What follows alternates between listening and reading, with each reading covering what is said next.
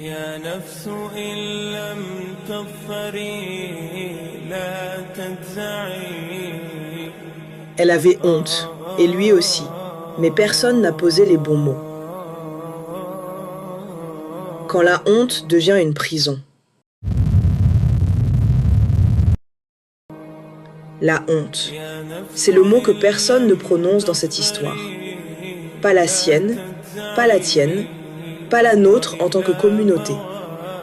Il y a une chose que tous ceux qui luttent contre une habitude qui les dépasse ont en commun. Après le comportement, après que la vague est passée, il y a un moment de lucidité. Un moment où on se voit. Vraiment. Et ce qu'on voit nous fait mal. Ce moment de honte, c'est en réalité une fenêtre. Une fenêtre vers la conscience. Une fenêtre vers la fitra. Une invitation du cœur à regarder la vérité en face. Mais si personne n'est là pour dire ce que tu ressens a un nom, et ce nom, ce n'est pas « tu es mauvais », ce nom, c'est « tu souffres », alors cette fenêtre se referme. Et pour ne plus ressentir cette honte, on recommence. C'est le mécanisme de l'addiction, dans toute sa cruauté. La honte, sans chemin de sortie, alimente le comportement qu'elle est censée punir. Et dans nos communautés, nous avons fait de la honte une arme de dissimulation.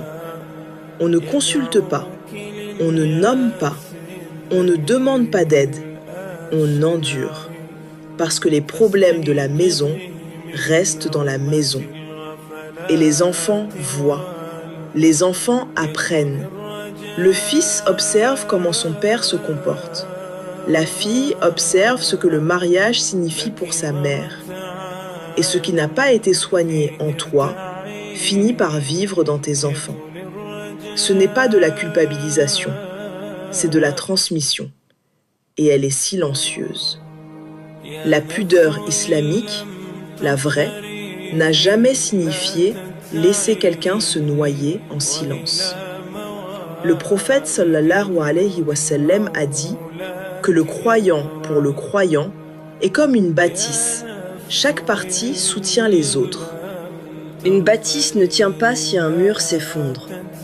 La bâtisse familiale perd alors sa cohésion, car la fragilité d'un seul fragilise tout l'édifice. Se repentir ne signifie pas se flageller.